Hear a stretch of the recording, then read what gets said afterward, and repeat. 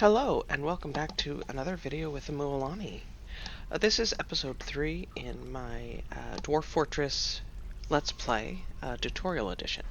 Now, in episode 1, we did play through the tutorial, and we did do a couple of extra things at the end of episode 1 to get ready for the trader. And I am staying in that tutorial world for the duration of this series. Now, unfortunately, I did record yesterday, and for a different episode 3, I did wind up having a lot of issues. My cats were going nuts, and I hit pause on the record and forgot to hit unpause. So I wound up doing a lot of things that did not get recorded, and what was recorded was an absolute mess. So I am just going to recap a little bit of what happened. We have struck early autumn. It is the very first day of autumn. We will have the trader hopefully coming shortly. Now, at the end of episode 2, we were at 40 40 food and 10 drink. I did go in, the very first thing that I did was go into the creature menu, or citizens menu, sorry, which is the very bottom left, and I made a couple of changes from what I had assigned my dwarves to. The reason being is food is potentially a problem in this world. So my fisher dwarf, we'll go and click on him. We took him off of the general fishing and just left him on fishing only. Fish is potentially one of our biggest sources of food right now, and so we wanted our fisher dwarf to do nothing but fishing. And then in order to clean fish, our expedition leader, who was our only jeweler, we're not going to be doing a whole lot with jewelry at the moment, so our expedition leader doesn't have a whole lot to do. So we assigned our expedition leader to the fishing as well as the jewelry, so that our expedition leader can be cleaning the fish. Another change that we made was one of our woodcutters, who has no skill yet into the woodworking, we took off of woodworking and added as a plant gatherer, so we would have 2 plant gatherers. The reason we want 2 plant gatherers is in order for them to go and gather fruit at the zone that we set, there has to be 2 of them to operate the stepladder.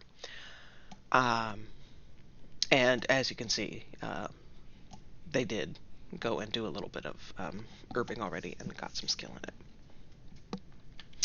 Another change we made was Oodle, who is our talented blacksmith and our bone doctor. We don't have a hospital, so we don't have a whole lot of stuff for this guy to do. So we did, because they were a novice thresher already, we added them to the farming labor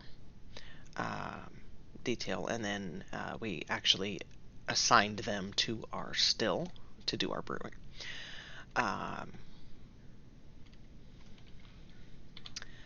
And I think there was, let's see here, there was one more change. Or was that it? That may have been it. All of those changes were designed to address what is potentially a food problem. We did go ahead and through workshops, or the build menu and then workshops, we went into farming and we built a still, a fishery, a kitchen, and a farmer. Those 4 are kind of addressing our food issues. Here is our still, and we went in and we assigned Oodle, so only Oodle will be doing our brewing. I'll go ahead and click on new task here. Currently, the brew drink from fruit and brew drink from plant are both, we can't do either one, and it tells you, we need more plants for either one of these. But we did have brew drink from plant available, and Oodle went ahead and did some brewing for us. Now on the kitchen, Prepare easy meal is just one ingredient, as far as I know. Prepare fine meal is 2 ingredients, and prepare lavish meal, I believe, is 3 ingredients. Right now, we don't have the ingredients to be doing lavish meals, but eventually that is all we will do. But right now, we're just preparing easy meals. And then our fishery, the prepare raw fish, you can go in. Um, I did not. The fishery is something I never click on. The reason being is this prepare raw fish is something that is automated. We didn't tell it to do that. You can turn that automation off, and I will show you how. You go into the citizens button, which is bottom left. You go into labor and standing orders. And the automatically clean fish, you click on it to turn it off. If I'm going to click on it again because I want it on, but it will also, the automate kitchen refers to, and automatically butcher carcasses. Those are things I'm going to leave on. I don't want to have to tell it to go in and do those things.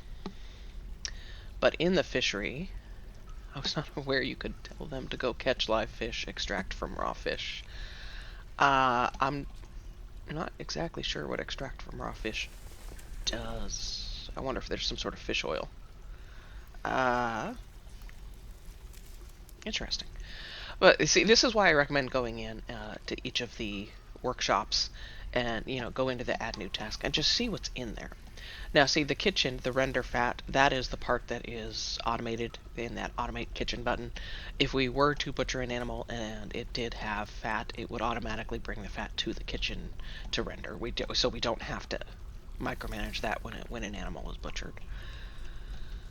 And then in the kitchen here, sorry, the farmer's workshop, we will go ahead and we're actually going to set a couple of tasks here. We're going to set milk animal, and we're just going to set this on repeat. It will grab any animal available that can be milked. It will do so. And then we will go ahead and do the same with shearing. So milking the animal will requires an empty bucket, and we do have a couple of empty buckets. And it requires a female animal that can be milked. And they can only be milked every once in a while. And then shear animal requires an animal that has like some yarn or wool that you can shear. Okay. Something else I did is the F1 button to recenter on the wagon. You can add more of those recenter options. You can also change that F1 option. To do that, you come up to the mini map. It is this button right here. It's a black box with a red X and like an arrow on it. It says edit the recenter hotkey locations when you scroll over it. I'm going to click on that, and we actually did add 2 more on F2 and F3. I'm going to go to F2. To actually add this as a center on this location, you click on this button where the X is in the middle and it's got the 4 arrows pointing at it. That's how you set that as the position to center. And then you hit this little feather tool to rename it. And then we did also go in and do some planting stuff. I'm going to hit F3 and go to that. So eventually, I do not want this to have access to outside. We want them to only access this from our farming floor, our kitchen floor, but we're not set up for that just yet, and I felt like we really needed to get some planting going. And as you can see, the floor here looks very different from, I'm going to hit F2, from our stone floors. And what I did was I was scrolling over the hillsides. I was looking at, see how it says sandy clay wall where my cursor is. That's what I was looking for, was clay, sand, or dirt. All of those will have this same sort of dirt texture. All of those you can put these farm plots on. And to make a farm plot, you come into the build menu, you go to workshops, you go to farming, and it is this farm plot here. And then you just click and drag to make it however large you wanted. I did 4x4, and I left a walkway around all of that. And then your dwarves do have to come build that farm plot. You do have to have someone enabled on planting um, or farming, or leave that as everybody does this for them to come build that. If you have that shut off, they will not build the farm plot. Um, and I'm going to click on the farm plot and come back. Here at the top you can click spring, summer, autumn, winter. I'm going to click on summer just real quick for this next bit. These 6 plants, crops, are our only 6. These are all 6 underground planting, meaning that the farm plot needs to be underground, like covered up, in order for you to be able to plant these crops. Plump helmets is our main crop, period. The dwarves love it. They love to eat it. They love to drink it. They'll eat the plump helmet spawn. To them, this is like just absolutely super tasty. And in episode 2, we did go in and shut plum helmets off from cooking. We have already brewed all of our plump helmets, so I can't show you that. It's not in the menu anymore. But we did, to shut something off from cooking, you come into the citizens button, bottom left, you come up to labor, and then you hit kitchen underneath that. And here is where you can shut something off from cooking. But to shut it off from cooking, you actually have to have it in stock. And we don't have any plump helmets in stock, so I can't really show you that. I'm going to hit escape to exit out of that and come back to this planting menu. The reason why we shut it off from cooking is when you cook something, you do not get seeds. But if you brew something, you do get seeds. And in this early stages, we want to be able to get a nice surplus of plump helmet. Spawn is the seeds. And so we are going to brew our plump helmets only until we do build up that stockpile. But as you can see, we have plump helmet selected in all 4 seasons. Because I want this plot to be plump helmets only. That is our main crop.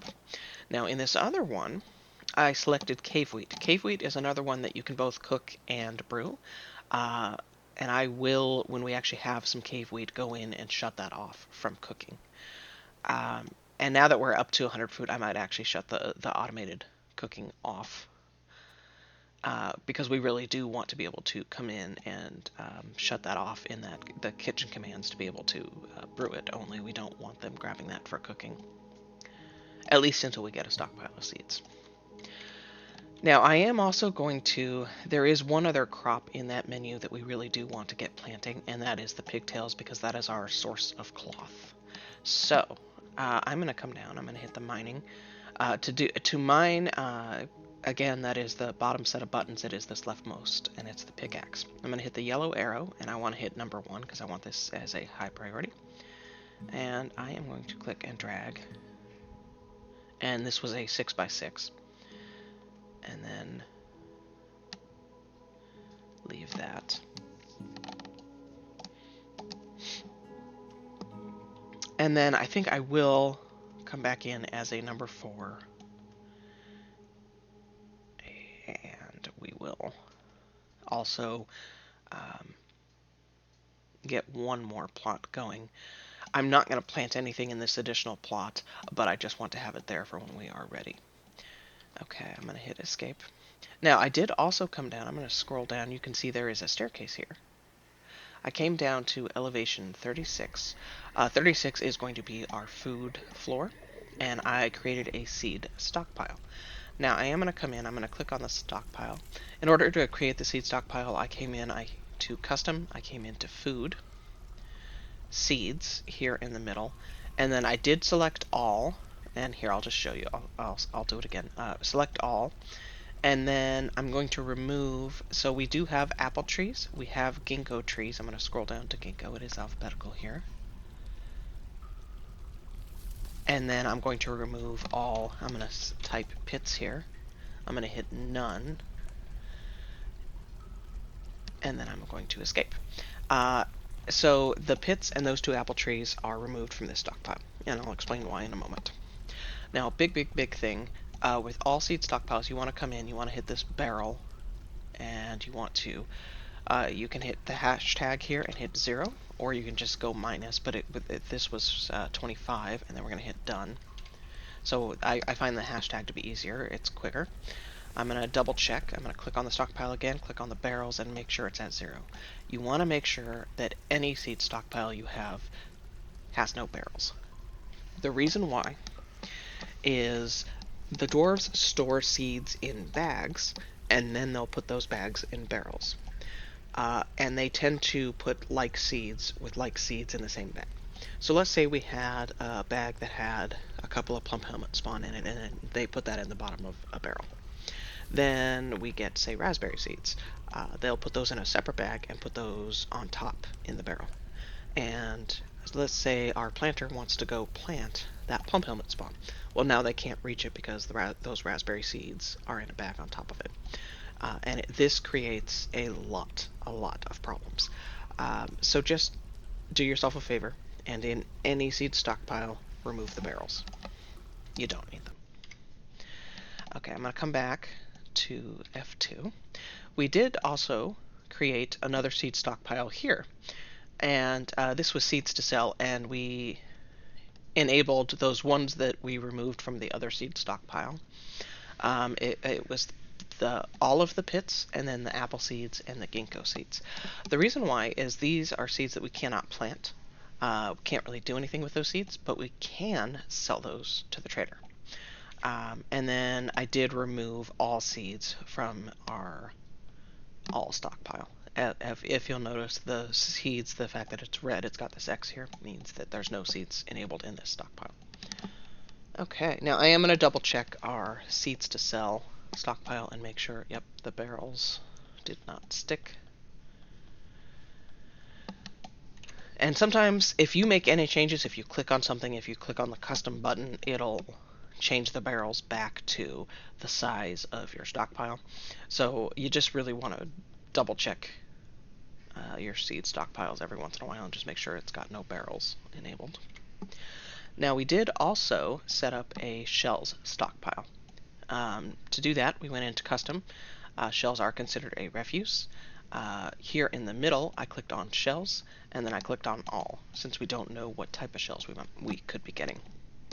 The reason I did that is in preparing all the fish that we have, we could get some shells, and those shells can be used for crafts. And we don't have a refuse stockpile set up yet anywhere, so I wanted for those shells to be able to go somewhere. Alright. Now we did make a lot more, you can probably notice that we do have a lot of empty barrels and a couple more empty bins. Here at the Carpenter, we did go in and tell them to make a lot more empty barrels. The reason being is for the still, anything that we brew, and for cooking our prepped meals,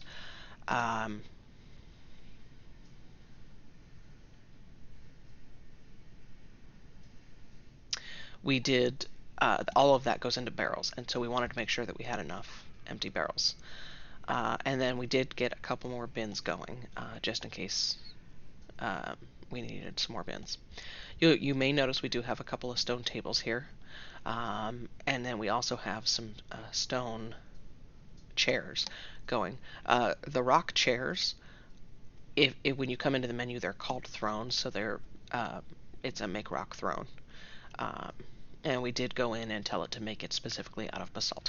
I did not get into why I have all of that going yet, and I will when I go to place those.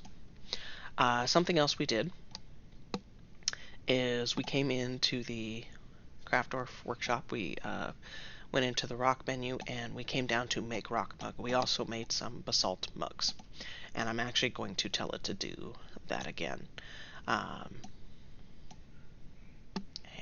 Yes, out of basalt. And we will go ahead and make that a high priority so that they make that.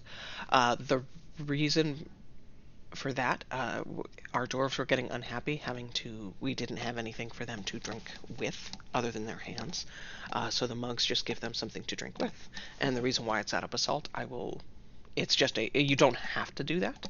It was a personal preference, and I'm color coding things, and I will explain why when I get to that, which will not be this episode, I don't think. Okay.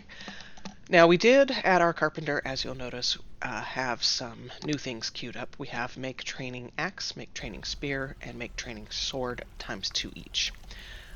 Something else we did was, I'm going to come up a floor. We set this to dig. This is going to be an area where we can put our animals indoor. And then I'm going to come up one more area, and this is going to be our military floor. This will be the final shape of our barracks. The reason, and I will come in and show you with the mining tool, it was an 11x6, and hit escape. Again, the only reason why I can see the exact numbers is because I'm using DF hack. I play through Steam. Now, the reason why it is set to 11 wide is for furnishing purposes. Each militia squad can have up to 10 people in it, and if you furnish a barracks for that squad, you need to have one piece of furniture per person. So that's why I have it set up this way. It's set to 5 wide, and then there's a space in the middle as a walkway, and then 5 on the other side. So that's why it's 11 wide. I will get more into that when we do, I will do a military episode. But we did set our squad to train. So I come down, hit this blue flag in the bottom right to pull up the militia menu, or the squad menu, and I'm going to select the squad, and if you'll notice at the bottom, our options have changed. I'm going to unselect it so it changes back, and I'm going to click it again.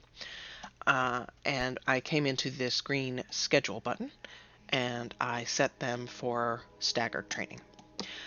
Now, what this does is they will basically train for 6 months out of the year, and it is not all at one time. If you want to view the schedule, you can. I'm not going to get into that in this episode. We will go over that in another episode. But I wanted them to have something to train with, which is why we queued up a couple of training weapons. We also don't have our metal smithing up and going yet, so we don't have any metal weapons for them to train with.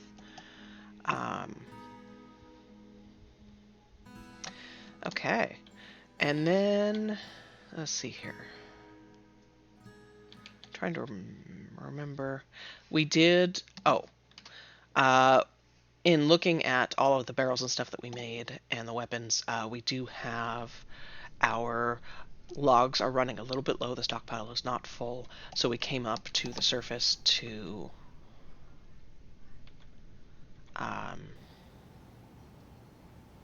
cut down some more trees. And I am actually going to, we did have, this is potentially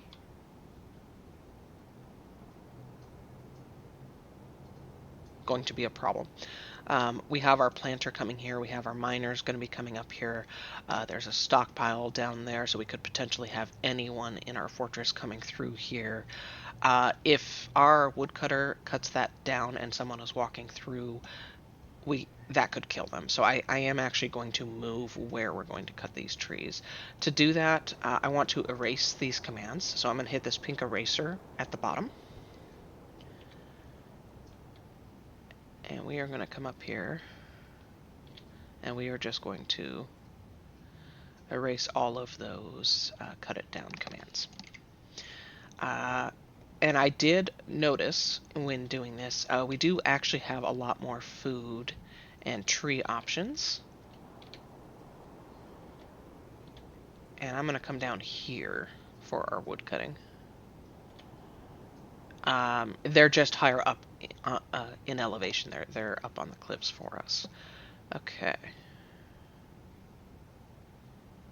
Beautiful. Now, our woodcutter could potentially get injured, and we're hoping that that doesn't happen because our woodcutters do have some skill, but it is still a potential problem.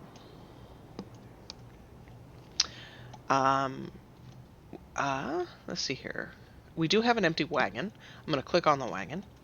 You can remove the wagon, and you do that by kind of upper right here. Remove this building. It's like a house with a red circle and the line through it. That is the remove and you remove workshops the same way.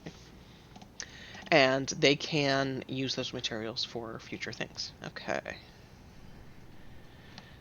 And then, as you can see, we are also digging out some space here for some more future workshops. And you know what? I'm going to set some priorities here. They are going to, we did have the planting set to priority 1 for them to finish digging out. I'm going to set this to priority 3. This is going to be priority. We want them to kind of finish digging this out. And then I am actually going to set up one more thing. This is going to be a permanent location for our butcher shop. Your animals, you want to have your butcher shop somewhere where your animals will not see it. Animals watching another animal get butchered, it traumatizes them. They get very upset. This makes your dwarves unhappy if the animals are upset. So we're going to set up, this is going to be our animal floor permanently. So we're going to go ahead and set up a room here for that. Okay.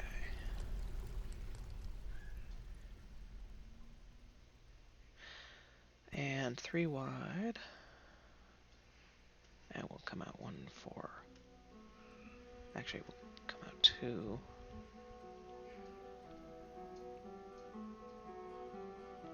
Okay. So my reasoning here is the workshops are 3 wide, and I want to have a bit of a walkway on either side. And so it's 1 extra all the way around. It should be a 9x3 plus 1 extra all the way around.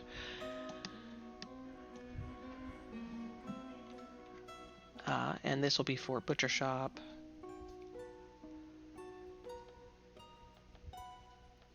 And we'll do the same thing here. And we'll do 1 more.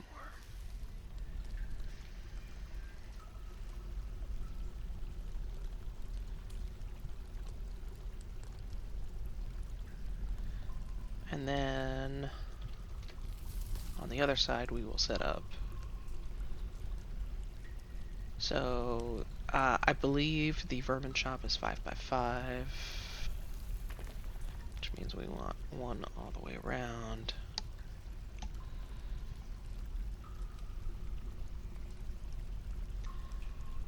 And then,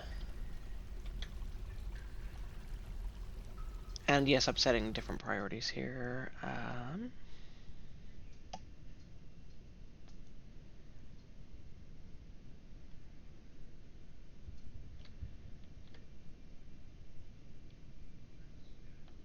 And I will explain all of this in a moment. Okay, so let's see here. We have 10, 9. We'll come up 1 more.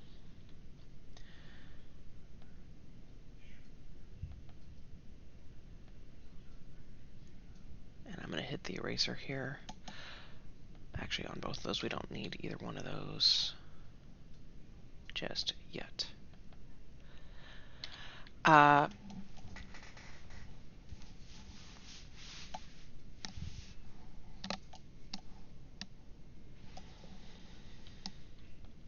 Sorry, I'm changing my mind. I will explain this in a moment. This is sort of a permanent setup for this floor. And what I'm setting up the permanent area. I think I'll just let them dig out and setting up the permanent area for these workshops. Okay.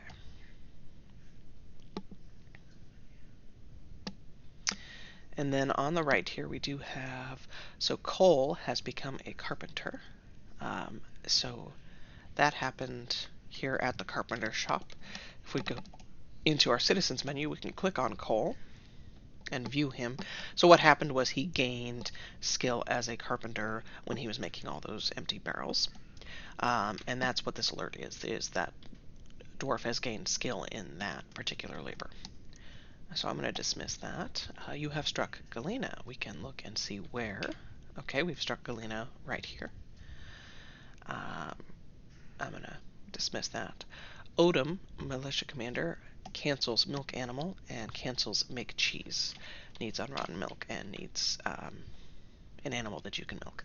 That happened here at the Farmer's Workshop. Those are all tasks from here.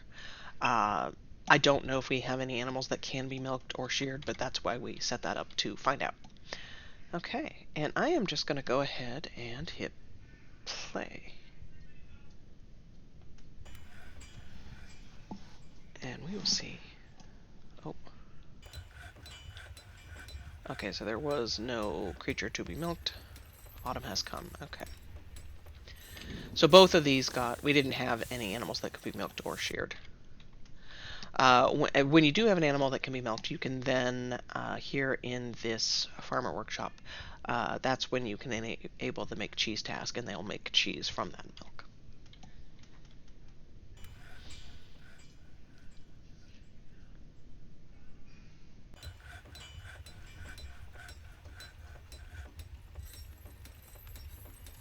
So as you can see, there are some ginkgo seeds. They made ginkgo seed biscuit. Oh, they will cook the seeds.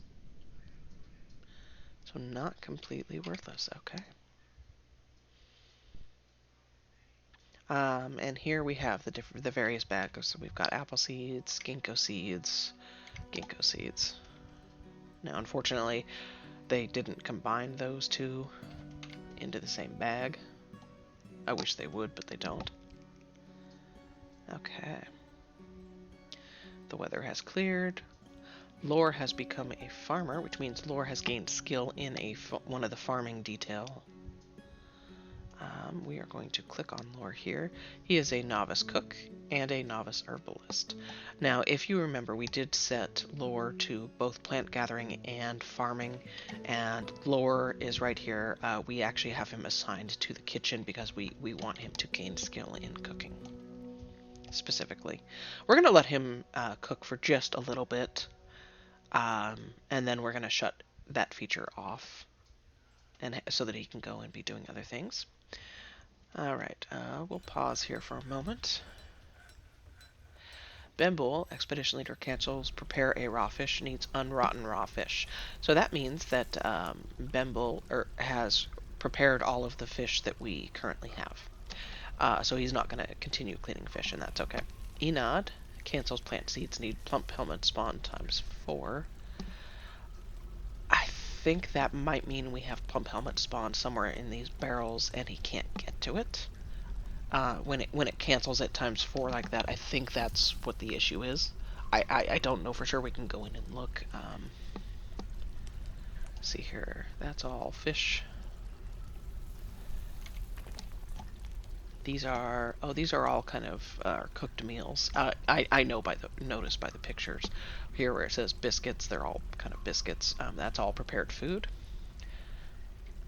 That is just apple cider. These are drinks here. The dwarven wine.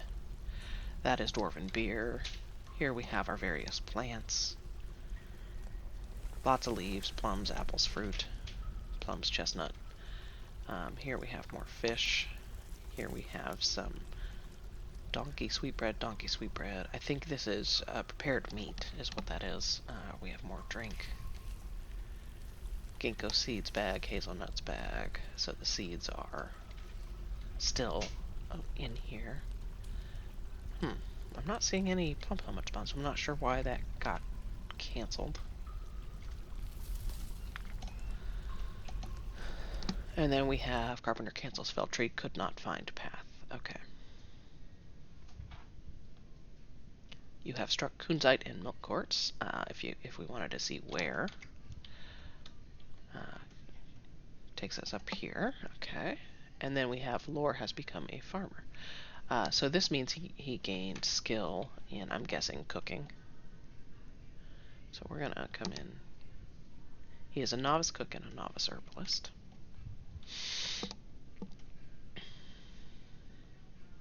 We're gonna hit play again, and we're gonna cancel that. Oh, this is a new one. So Geshud has created a masterpiece scepter. Ooh. And, okay. I came to click on the bin to see... Oh.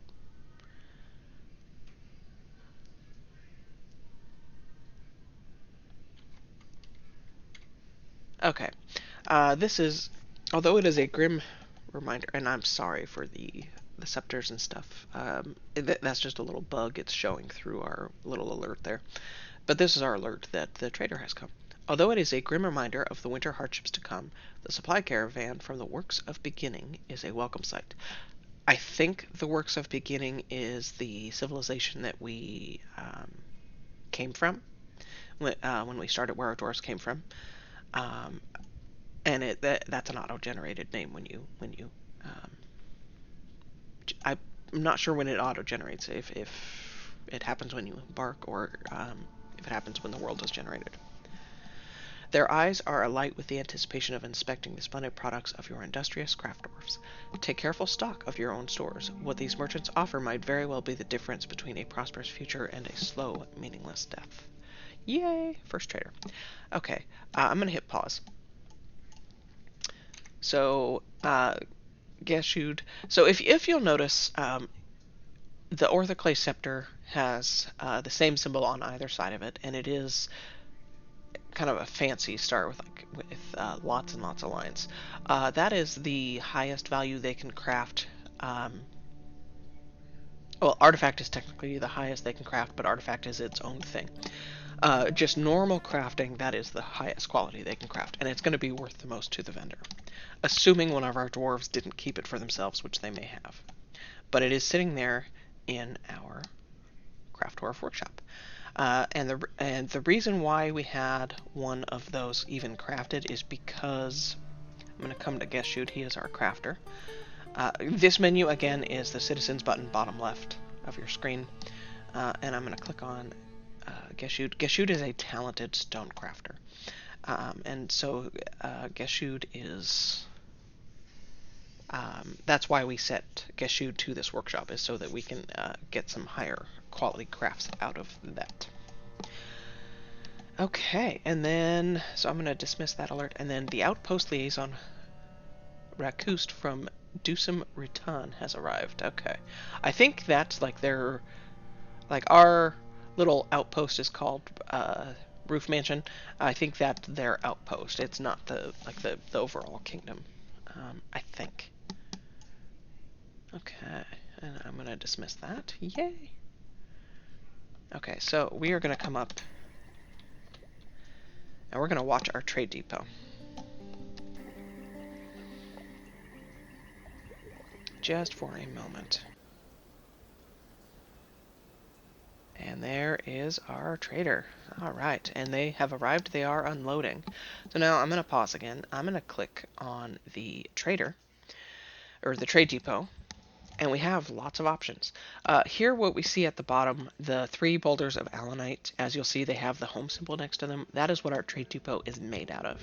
And then everything that is below that is stuff that the traders have brought with them, but it's a lot easier to look at it in a different menu. So I'm going to hit the Move Goods to and from Depot button here. And here we get to look through all of our stocks, and I will go ahead and do that very slowly here. We have 1 iron anvil. We don't want to sell that. It's our only anvil.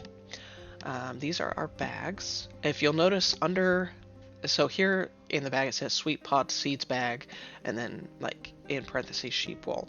The Sweet Pod seeds are what's in the bag, and then the sheep wool is like what it's made out of. And the below, where in yellow where it says contains 5 items, we can actually click on the bag. So we can actually see, okay, there's the Sweet Pod seeds. We do still have some plump helmet spawn. We actually, because we did the brewing with our plump helmet, that's why we have so much of the spawn. We do have some pigtail seeds. We have cave wheat seeds. This is all seeds. Most of this we don't want to sell. The apple seeds we could sell. I'm not going to, because you can have up to 100 items in the bags. And only 4, we don't have that many bags, so I don't want to sell a bag for just 4 seeds. But I am gonna, if you'll notice, if I click on the plump helmet bag to open it up, I cannot there are no check marks next to each individual item. I cannot send just one item from a bag. I would have to send the entire bag. It is the same for barrels. It is the same for bins. I'm going to click on barrel. So here we have a barrel that contains 11 items. I cannot send an individual item from that barrel, or I would have to send the entire barrel. That is why we set up our stock piles the way that we did, so that we could, here under bins, have our finished goods. This is a scepter, our bin that has the scepters in it. And we do actually have quite a few we've got 1, 2, 3, 4 items that have that, 5 items that have that triple line on either side. That is the second highest value that they can craft in normal crafting. And if you'll notice that triple line, those each have a value of 30, then the next one down is that sort of star-looking one, and that's 23. And the base one that has no symbols on either side is only worth 10. So as you can see, the quality of the craftsmanship does matter. I'm going to actually let it hit play for a moment and see if we can get that masterwork scepter in there. That's going to be some value. The rest of our bins, we do have a weapon bin. Our training weapons that we made are all in there.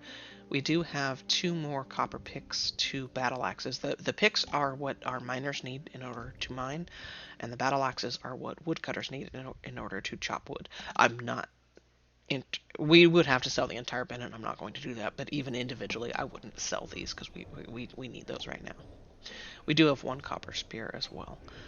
And then in some of the other bins we have, so like splints, crutches, our quivers. These are our supplies that we kind of need. These are the basalt mugs that we made. And as you can see, we cannot individually click on these. We would have to send the entire bin. That is also why we removed our trade goods from the all stockpile, so they would be in separate bins. Alright. Now the boulders, yes, we have near infinite amount of these. They are only valued at 3, and they are heavy. So the trader can't take a whole lot of these, so you can't use these boulders as value for the vendor. You have to turn them into stuff to sell. These are all empty buckets. If they have milk or something in them, then they wouldn't be empty, but they would still show up here in the bucket menu. These are the cut gems. Ooh, yeah, those tourmalines are worth some value, and it looks like we have cat's eyes that are like the same value as those indigo tourmalines. So here we have, this is the bulk of our value is right here. I'm not sending stuff to the vendor currently. Well, you know what? Yes, we wanted to wait a moment and see on that bin, but I will go ahead and send just a couple of gems to get them going. Logs are the same as the boulders. They're only worth 3. They're heavy. The vendor can't take a whole lot of that, so you really don't want to send that stuff. We could send... The prepared meals are going to be... can be worth some value, especially once you start getting into like the masterwork meals. But these are low quality because our cook does not have a whole lot of skill yet. But either way, this early, I'm not selling any meals. We could send raw fish. I'm not going to. We could send tables. The tables are heavy, and so I'm not going to. The thrones are, again, those rock chairs. And tools are like our step ladders and wheelbarrows. Eventually, as we get some higher quality wheelbarrows, I believe the quality of the wheelbarrow affects how easy it is to move stuff. I'm not entirely positive on that, but we could, as we get higher quality wheelbarrows, start selling the lower quality ones. I'm not ready to do that just yet. But I'm going to hit escape. Our alert is just letting us know that merchants have arrived and are unloading their goods. And I'm going to hit play for a moment. I'm going to come down and I want to watch. Okay, yep, the ring and earring are getting hauled.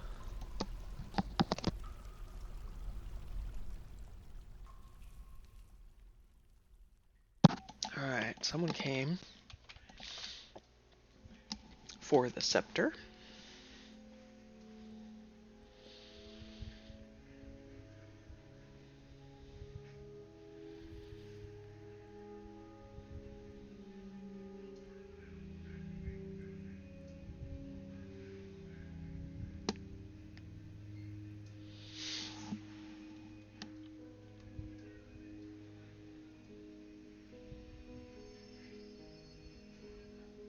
I'm just waiting for that Masterwork Scepter to get hauled. Okay, there.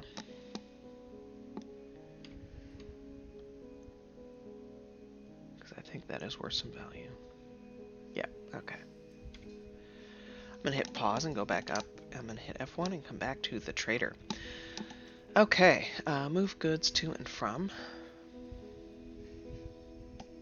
I'm gonna now the reason why the amulet is individual there is because it's still sitting in our workshop. It has not been hauled to the bin yet. I'm gonna leave that and come down, and I'm curious on that Masterwork Scepter. It is worth 50 instead of 30. The next lowest, the highest value is 30 under that. So I mean, those Masterwork are definitely worth some value. We're gonna go ahead and click that, and you know what? We will click on the amulet. Do we have figurines? We'll grab rings. We'll grab, because this is some value for the vendor. Okay. Now, awaiting 5 items, and we are, the next step is we need our broker to come to the depot in order for us to trade. So we're going to hit play, but we're going to leave it on. Here, I'll scroll over so we can kind of see the depot.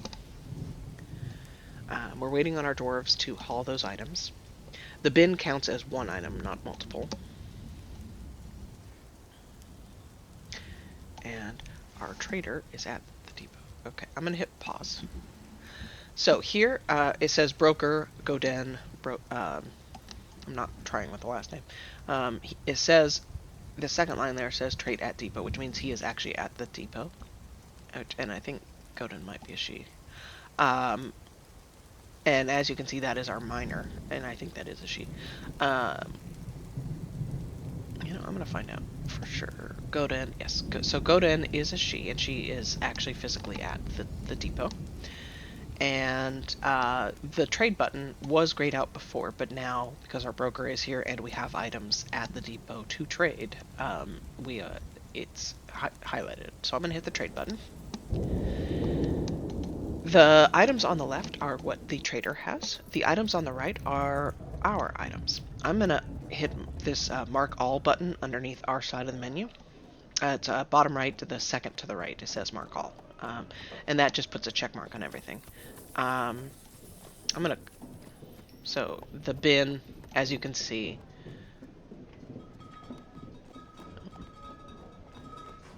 Oh, you can. I do apologize. You can select specific items out of the bin when you're actually in the trade menu. You just have to send the whole bin to the depot. Oh. Well, I'm still going to select the entire bin because that's a lot of value. And then it says your fortress and value is 2378. Okay. So... the blocks I am not going to do, the clay boulders I am not going to do, and I'm just clicking on the line where it says boulders to kind of close that. I'm not going to do the chains. For that price, I'm not going to do the flask. I do want to grab this late pewter bar.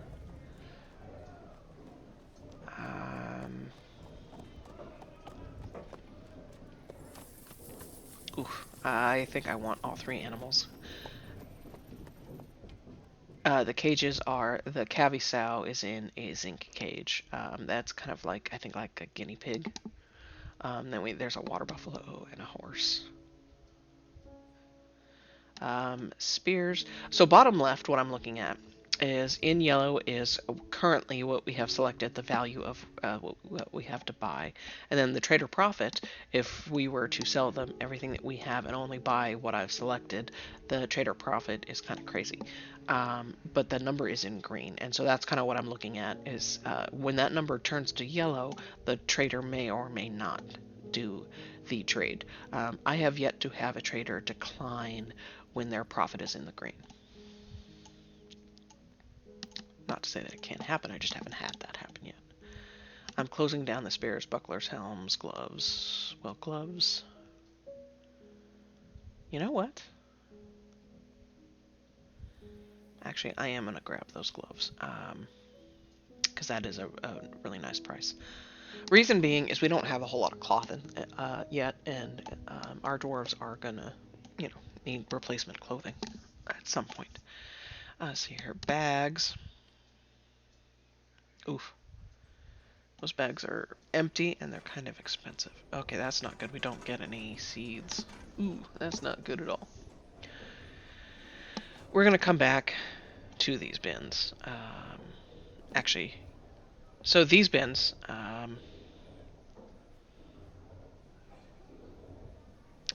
yeah, are like the leather and cloth and stuff. The leather, we are going to take the whole bin. It's valued at 80.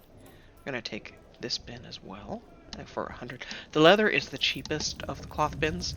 Wool is second cheapest. The plant fiber is kind of expensive, and then the silk is really expensive.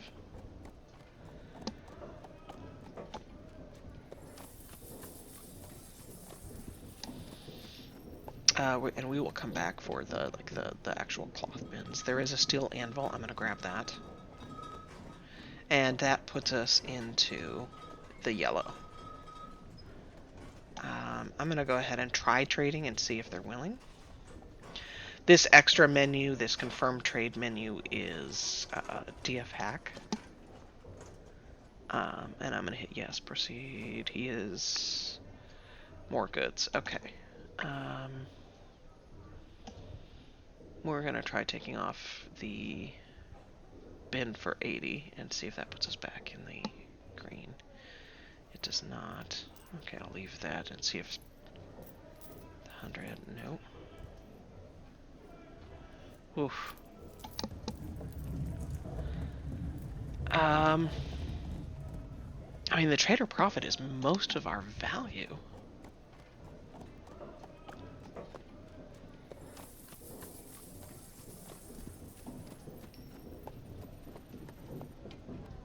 I'm gonna try leaving on the one leather bin and hit trade.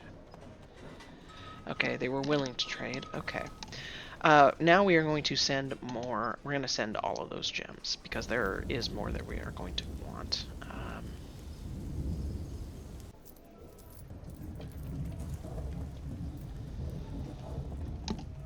We're going to hit play. Oops. Play. And we're going to watch those 8 items come. This diplomacy button, we will get to the alerts in a moment. I just want to get through all the trading first.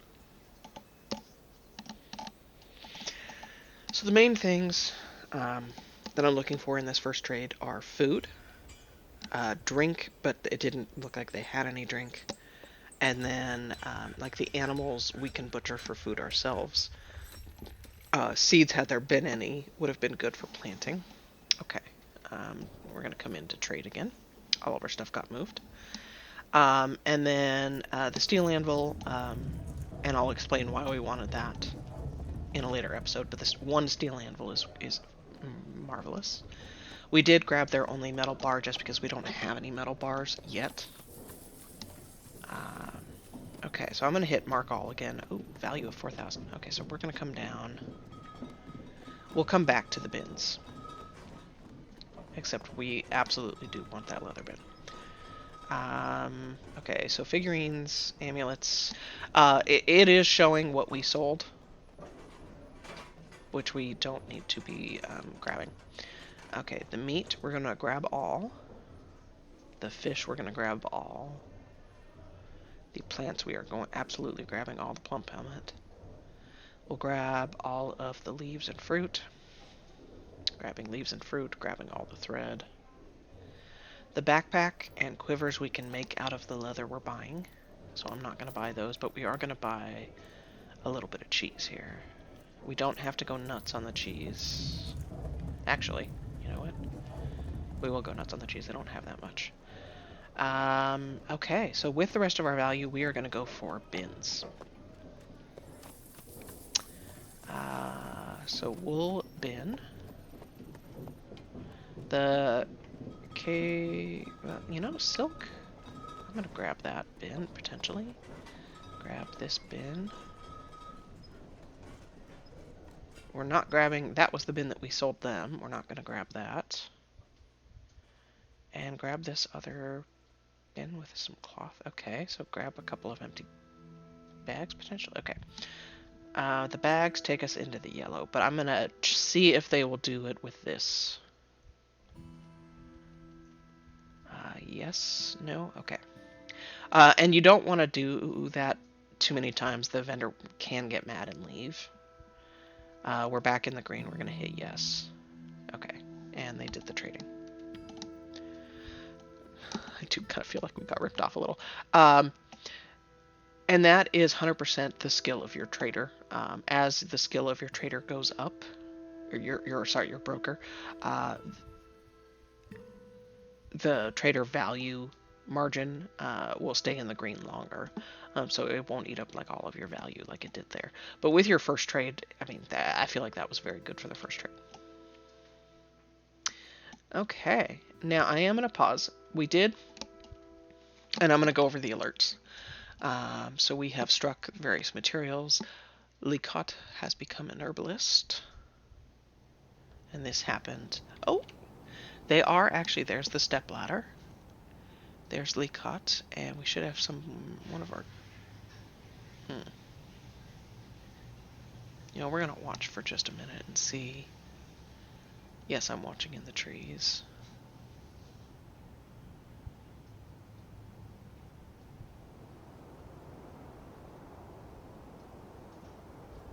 Oh, there goes. Okay. So it looks like they were done with their... but they were in the trees gathering, which is why Licot gained some skill. Lore has become a cook. So Lore got some skill in cooking. I'm going to go click on Lore in the citizens menu bottom left. We're going to click on Lore. Is now an adequate cook. The more skill that Lore gets in cooking, the higher quality meals that Lore will cook. Okay, so that was cool. It has started raining, and then merchants have arrived and are unloading their goods. I'm going to select that. We have this diplomacy button. Before I click on that, though, I do want to do a couple of things. The first thing is I'm going to come up and hit F1, and over here where our animals are, I'm going to come to our zones button, which is in the bottom. In the middle, it is this green box here. And I'm going to click on our pasture. We did buy 3 animals, and they are in cages. All 3 of these animals are grazers, and we need to add them to our pasture. If they stay in those cages, they will die. So we need to get them out. And that is all that takes. And to assign these to our current pasture, again, I went to our zones menu, which is at the bottom in the middle section of buttons. It is this green box. You click on that. You can click on an existing zone, which is our grazing pasture, and then I clicked on this little bunny with the plus, and we were able to add them. They are already sorted into what we have there. And then what I want to look at before we do the diplomacy, I'm going to come down to our citizens tab, or citizens button, which is the bottom left, and I'm going to come over to pets and livestock. What I am looking for here is a breeding pair. We have 2 female dogs, we have 2 female cats, we have 2 female yaks. And what we bought from the trader did not change that. We do have a breeding pair of horses now. Okay. The horses, as far as I know, you cannot shear them, so we won't get any cloth from them. But they are currently our only breeding set of animals. So I was originally going to leave those to our horse to butcher, but now we have a breeding set of horses. But I'm still going to ask the diplomat for a breeding pair of, we do want dogs, we do want cats. And honestly, I'm going to ask for a breeding pair of yaks, because yaks are an animal that we can both shear, we can milk them. They're great for meat and bones. They're just a very, very good animal to have. Yes, it's going to be expensive. I think yaks might be the most expensive thing we can ask for from the trader, animal-wise. And I might be wrong on that. That's just my experience. So I clicked on the diplomat button.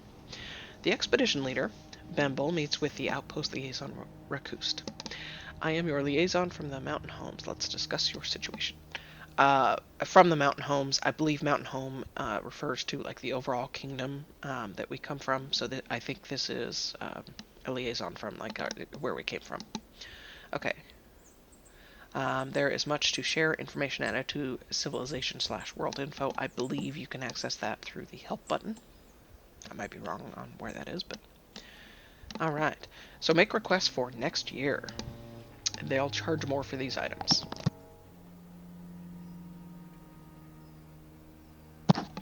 Okay. Seeds. Plum helmet spawn, pigtail, cave wheat. Absolutely. Cave wheat and plum helmet we can both cook and brew, and then the pigtail seeds are for cloth. The other three we will get into later. Okay. And then something I like to ask for from every vendor. I like the black bronze bars and the rose gold bars. Reason being is those are just it's a fun little thing that I do that my dwarves really seem to like, and it's I will make black bronze and rose gold goblets for them to drink out of, and they really seem to just go nuts for that. And so next year when we get those bars, we'll do that, and you can see. And that's when this trader will come, is next autumn. This diplomat is for the trader that comes next autumn. And then I'm scrolling down here. What I was looking for was pets. So I am going to ask for the breeding pair of dogs. Yes, we have 2 female dogs, but in the next year, we don't know what could happen. Either or both of those dogs could perish, and then we wouldn't have a pair if we just asked for a male dog. So I'm asking for the breeding pair, because we don't know what's going to happen in the next year. Same with the cats. We want both of those. And then I'm going to ask for a sow and a boar. I want a breeding pair of pigs. The reason being is we can keep pigs underground. They don't have to stay in the pasture. And they are a good source of meat and bones. And then the yak, cow, and bull, I will ask. You know what, the grazing animal... It is sorry, I'm debating. It is possible that as we get more migrants, that we'll get a breeding pair of something we can share. The more you ask for from the vendor, the less they'll bring in terms of variety, and they are limited to weight. And the yaks are a heavy animal.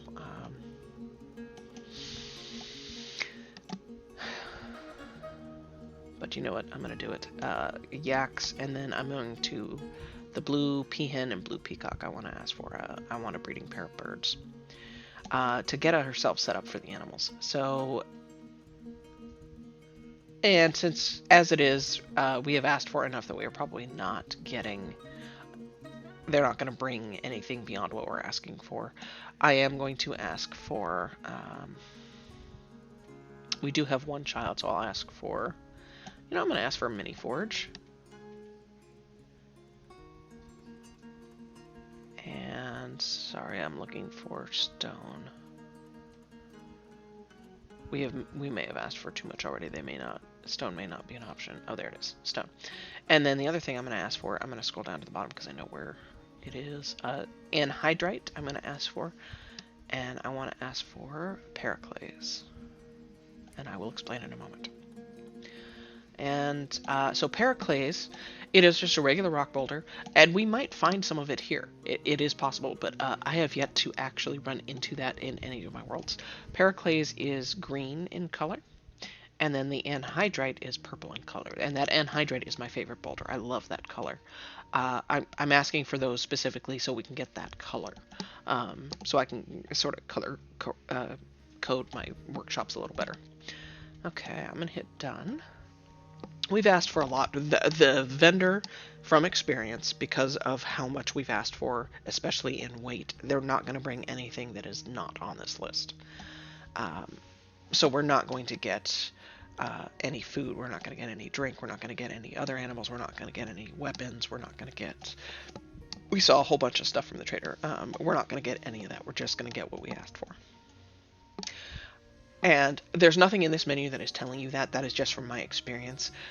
All of the animals that we asked for is a lot of weight, and then the stone is also a lot of weight. So those two things, if you ask for either one of those, either the animals or the stone, odds are you're not going to get anything else at random. But I'm okay with that, because these are the things I want. So Rakust says, well then, we have finalized the import agreement. Feel free to go over the documents. They will bring these things. They are also going to charge us inflated prices. And I'm going to hit OK. Rakust, let's discuss what we are willing to offer for your craft dwarf ship. A need for rings and headwear is expected, and if you are able to provide some, the Caravan will offer inflated prices in return. This export agreement only applies to trades for next year and not with any merchants currently present. Now, it's only this merchant that comes in autumn next year. It is possible we get merchants from other civilizations. This trade agreement does not apply to those other merchants. It applies to this merchant that comes in autumn. I have just figured that out from experience. So I'm going to hit OK. The headwear we're not really going to be able to do because we don't have our cloth industry up and running smoothly yet. But the rings, we're already crafting. The rings are part of what we're crafting in those crafts. So all we need to do is change it from crafts to rings specifically. And we're going to get a lot of extra value for doing just rings. So I'm going to hit OK. And just so that I don't forget, I'm going to come down and change that right now. So I am going to X out. I'm going to add new task, come into rock, because rocks are still what we have so much of. And specifically, I'm going to scroll down. It is still alphabetical. You have the large rock gem at the top, which is not, but then everything else is alphabetical. And so I'm going to come down to rings, make rock ring. We're going to come into material. So now we do have 80 granite and 80 orthoclase, 30 allanite. So we are getting... I'm going to do some orthoclase. We're going to set this on repeat. We no longer have to leave it as a high priority. I'm also going to add new task. We're going to go in rock ring, and we're going to do the granite because we have 80 of those now. And we're going to set that on repeat as well, just to get some different colors. Our dwarves like different colors, so some of our dwarves may not be picking up these orthoclase crafts because that may not be a color that they like, but they might like a granite ring. So we're doing that just for it. The value won't change between the orthoclase and the granite. It's going to be the same value for the same quality craft. It's just a matter of preference for our dwarves. Some of our dwarves might appreciate a different color.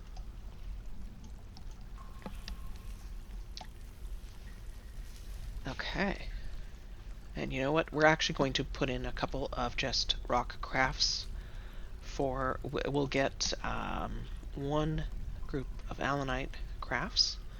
And I'm not going to put that one on repeat. And then we will do rock crafts for... We will get some cobaltite crafts. And this is, again, just to get some variety and some color differences. So our dwarves might pick something from the different colors. And none of that, we're not going to set the high priority because we have a year now until the next trader comes. And there you can see there is one of our animals in the cage. It'll stay in the cage until we hit play. Our dwarves will go ahead and move that. All right, that was very, very exciting. I am going to go ahead and hit play and let our dwarves... I'm going to hit F1 here. So our dwarves are going to haul everything that we just bought. They're going to haul that from the trade depot to the various stockpiles. They're going to, because we told them to put the animals in this pasture out here, they will do that as well.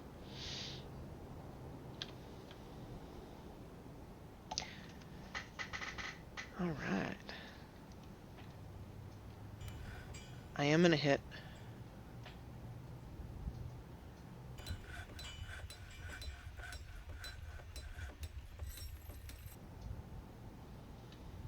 F2 here. We're going to kind of look at. Alright. There is a bin of cloth. Oh, here. I did click on the bin, but it's showing a barrel. Here on the right, I'm actually on the barrel, and you can see Ashen Barrel, and it's showing the value. And then here on the right, there is another tab. I can click on this cloth bin. So sometimes if things are stacked on top of each other in a stockpile, that'll happen. And then you can hit from either one, hit this View Stockpile menu to bring up the actual stockpile if the stockpile is what you were trying to look at. So there is a way to navigate if you do wind up clicking on things. We have several different colors of cloth, which is nice. And we're going to get into cloth a little bit in the next episode. We do need our dwarves to finish digging out this area, so I'm going to hit play. But they are bringing in... So now we have 2 anvils. We do have a steel anvil, and we do have this iron anvil. They brought the plump helmets down. I'm going to hit pause, and we are going to hit brew from plant on repeat and brew from fruit on repeat. And we're just going to get some more drink going.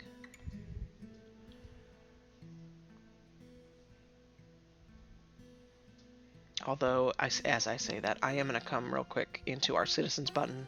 I'm going to come over to labor, come to kitchen. I want to see if we have any cave wheat. If we do, I want to shut that off from cooking. Cave wheat seeds. Okay, they will not cook those plump helmets. There, we do actually have some plump helmets now. And as you can see, the sort of tall glass here is brewing. And then this is supposed to be like a pot with steam coming out of it. That's for cooking on the left. And we have shut that off of cooking. So they won't cook the plump helmets. What else will they not cook? And you know what? I'm going to shut off. I don't really want them. I'll leave the apple cider, that's fine. So if we're doing lavish meals, they would be grabbing the drink too as a potential ingredient, unless we shut it off. The dwarven wine I have shut off. I don't want them using that for cooking. Rocknut sweet pot, pigtail seeds. Sorry, I'm just looking through. All the fish, all of that is fine to cook. I just really... hazelnuts. Okay, there is a lot there. But I'm not seeing any cave wheat, so I will hit play.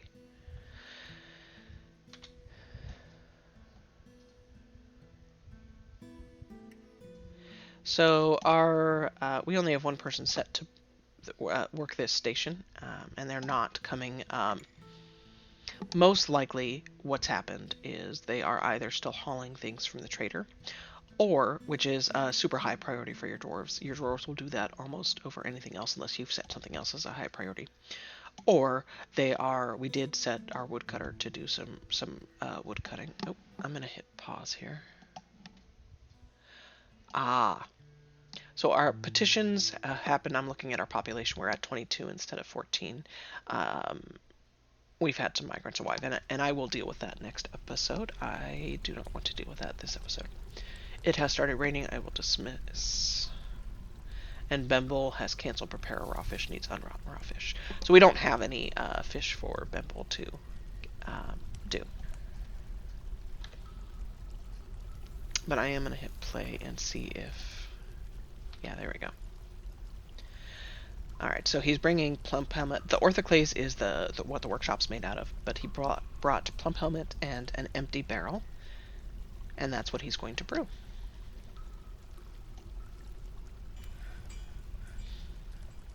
And there is dwarven wine. Alright, so now we have some more drink. And we're going to leave both of these up. The drink being at 90 is not... It's better than what we started with, but now we have 22 population. I'm going to be more comfortable with our drink up closer to 200.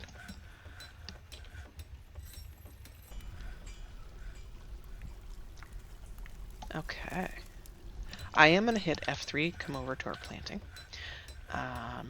In order to, I'm going to hit pause here. So again, in order to do another farm plot, you come down to the build menu, you hit workshops, you hit farming, and then farm plot. And we are going to create a new workshop. And see, there is our cave wheat. It is planted, and we have lots of plump helmets planted.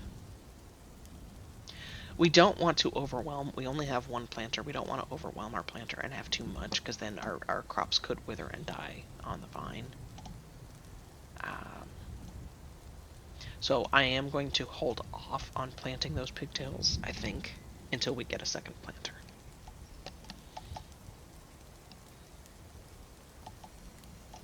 But I'm going to scroll up here and see. We did set our herb gatherers to go gather some more. Uh-oh. Alert. Something has collapsed on the surface. Oh no. Wood cutting.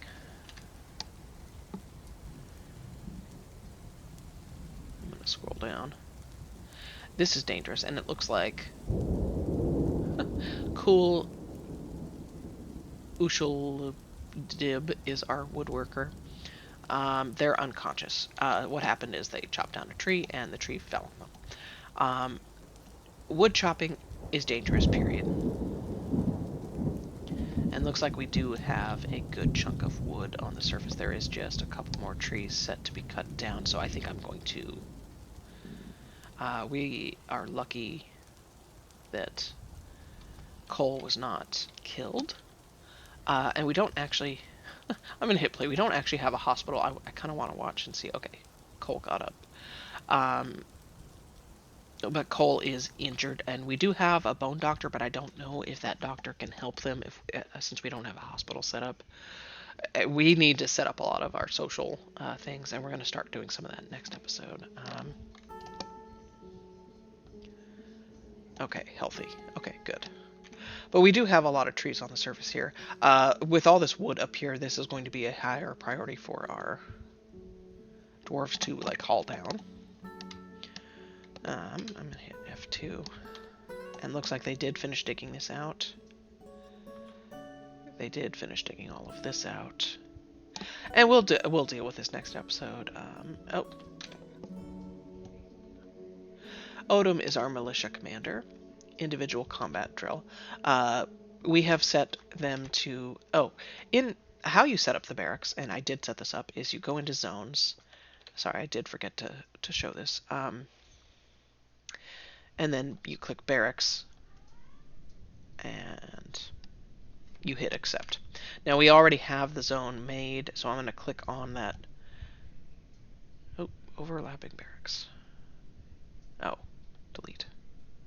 Apparently it created it by dragging it. I already had one created, and you assign it to one of your squads in this little the blue flag with the plus button. And this axe menu, if you scroll over, it says toggle whether the squad will train here, and I did that. The other furniture has to do... we will get into in another episode, but we're not setting that right now. We're not set up for it. But so that is our squad will train here, and they have a space to go train, and we did schedule them to train for about half the year. It looks like they're not training in autumn, but our militia commander is just doing a solo combat drill, and that's okay. All right.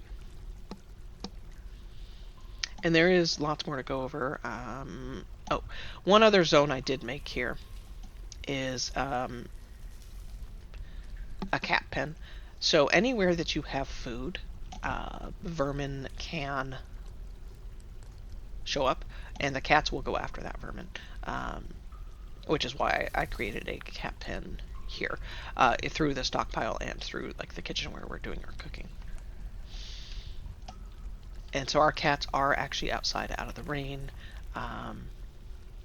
and now we'll set that up next episode. This episode is getting kind of long. Alright. I'm going to go ahead and leave it there for this episode.